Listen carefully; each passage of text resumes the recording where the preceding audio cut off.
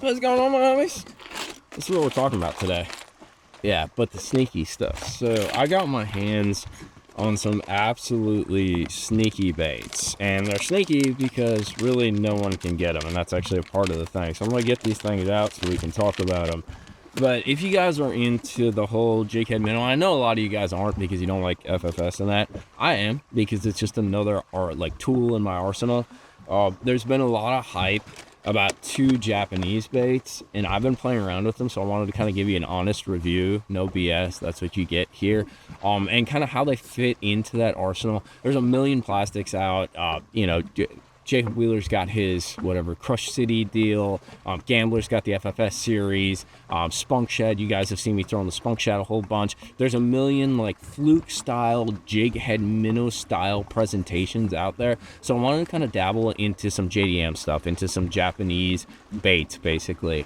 And they have been hard to get, but I finally got my hands on some. So the subject of this video is twofold. It's going to be the Jackal Drift Fry and the new Raid fish roller, and each of them are kind of unique. It's amazing how these minnow baits, they all kind of look the same approximately, but they all provide something a little bit different and they behave a little bit different. To test them, I rigged them both up on an 1/8 ounce Scottsboro ball head. That's actually the fish roller loop knot, just a little 2/0 hook on there. I have it on 10 pound fluorocarbon to 12 pound cast braid, 7-foot medium light, your classic like ball and jig minnow kind of deal presentation, super standard. So I use that across both of them.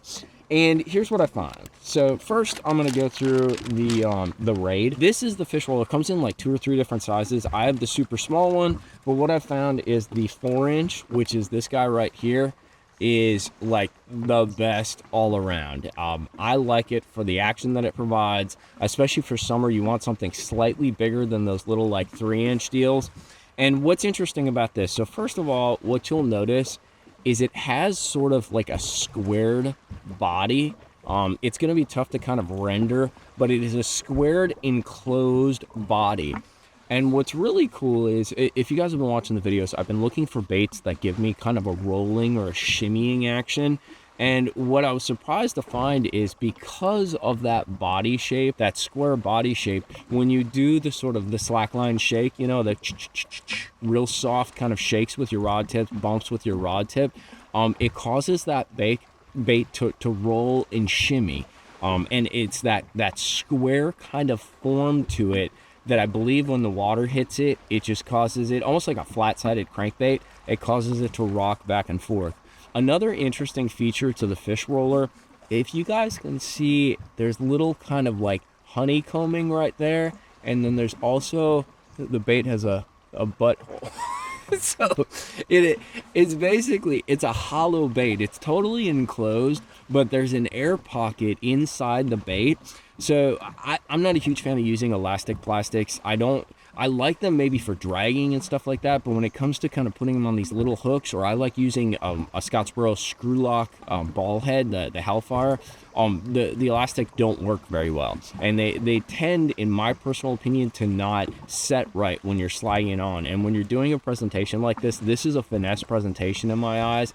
You need that bait on that jig hook perfectly, so that it's shaking, it's rolling, it's got to be straight, it's got to be lined up. And I have trouble managing the elastic plastic, so I like using traditional plastic. So the hollow aspect of this creates an air pocket, and what that does is it creates buoyancy in the body, so the body stays high instead of sinking down, especially when you stall it. Now here's something that's really cool that I noticed just the other day. So I was out late catching some fish, and normally with this jig head presentation, it's all about staying off the bottom and staying above the fish. Very rarely do I Kitech this deal. I don't like tight line it back. I ended up accidentally tight lining this bait back, and what ended up happening is, because of the square body, it has a down shimmy, dude. So I brought it up to the surface and actually looked at it, and if you tight line it, if you slack line it, it doesn't do it. It'll just go head down and dive. But if you tight line it, and that's basically leave your line semi-taut, not like super duper tight, but moderately tight, it actually shimmies down, dude. And that's because of that body. Simple fork tail. One thing I noticed too is this plastic is extremely soft. That has its benefits and its negatives. So benefit is it has a ton of action, especially in the hot water. And then, winter's a long ways away. I don't want to wish it here. But when we get into that cold water period, soft plastics behave a lot better because that cold water gives that plastic a sort of stiffness. So the softer plastic you have, the better vibration and the better action you're going to get. Downside to that is, dude, like the fish are active. I'm catching ledge fish. I'm catching schooling fish. They're angry. And Guntersville fish are always angry for some reason anyways. But they're tearing up the bait. I'll burn through one bait in like 2 fish or something like that. And they're pricey. Both these baits that I'm going to show you, like they're $10 plus. Like for instance, I think the Raid comes in at $9.99 at Tackle Warehouse. The drift fry, dude, you can't even get them yet on Tackle Warehouse. I had to pay like freaking $16 for like 6 of these, like straight out of Japan. I think Tackle Warehouse is getting them though. But the price points are high, so you kind of got to select your usage. I'm trying to use them when I need something that's different and that's a little more finesse and sort of stand out from the crowd. So the drift fry, I've been trying to get my hands on these jokers for months, like absolute months. Jesse Wiggins, who fishes Smith Lake, absolute hammer on Smith Lake, swears by this thing.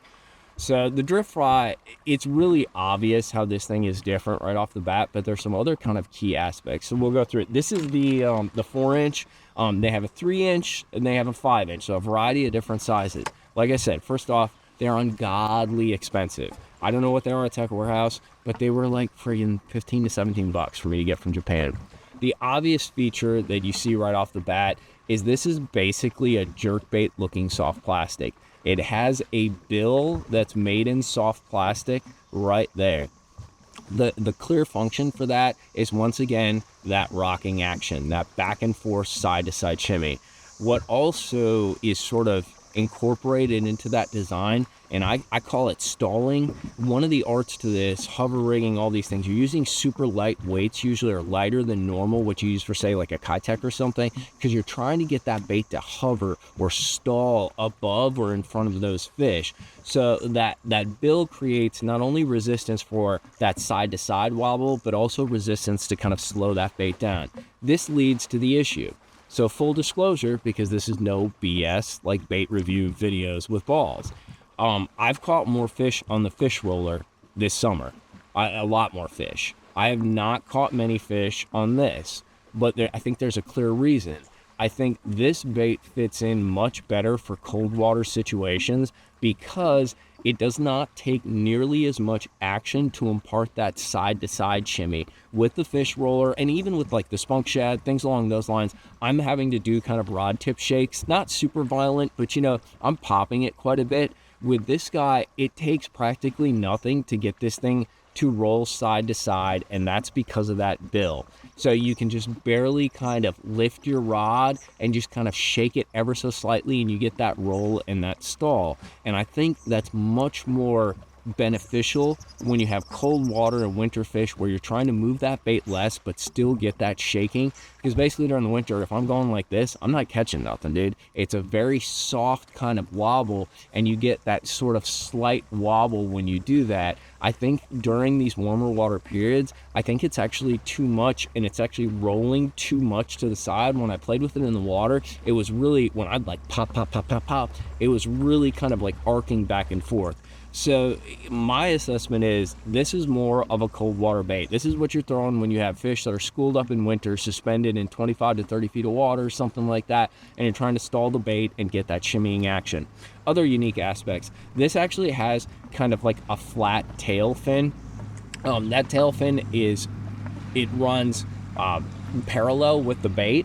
So you actually kind of get this sort of S-waver action when you're jerking it. It kind of like kicks out. It's really cool. It looks like those little glass minnows that you see swimming around. Once again, though, it's a very subtle deal, and I think it fits more into that cold water period.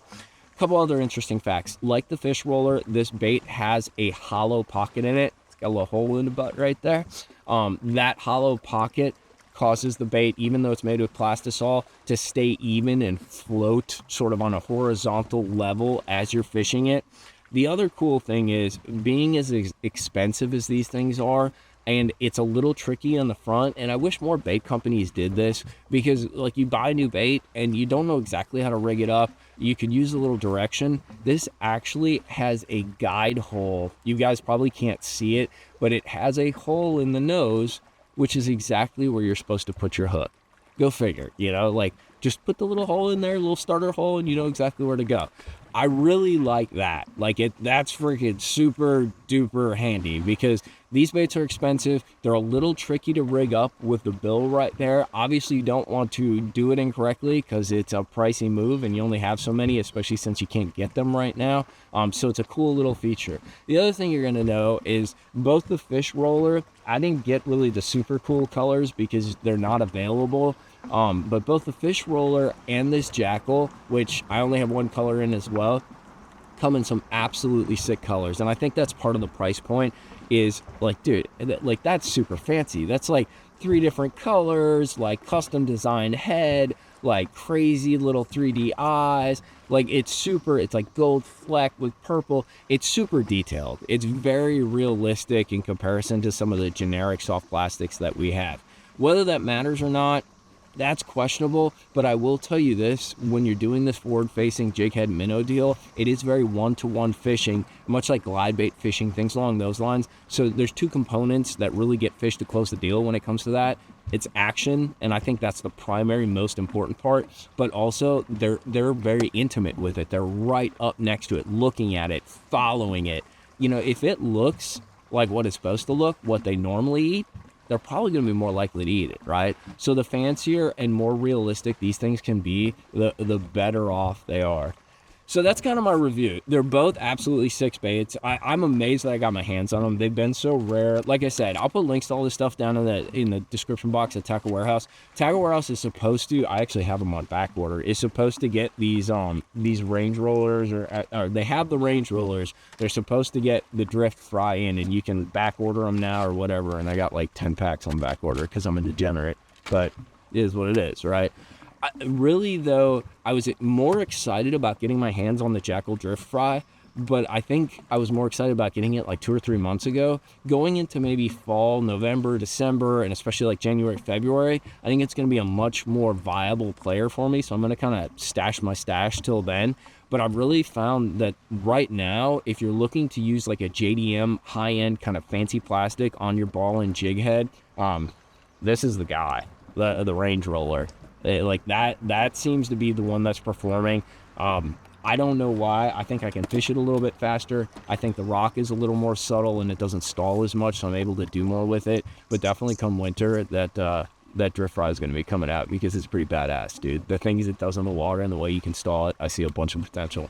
Hope you guys enjoyed this video. If you guys got any comments and you played around with some of these JDMs, or have another like jig head minnow style bait to add down in the comments, definitely want to hear about it, because I'm trying, this is a whole new frontier for us, right? So I'm trying everything and anything. I'm trying to get outside the loop, inside the loop, around the loop. You get the idea. So definitely drop it in the comments box. I'll put a link to all these, as well as my forward facing setup, down in the description box for you guys to check out. Hope you homies are fishing. I'm going to get back after it. Tight lines, and make sure you hit that like and subscribe button. Later, boys.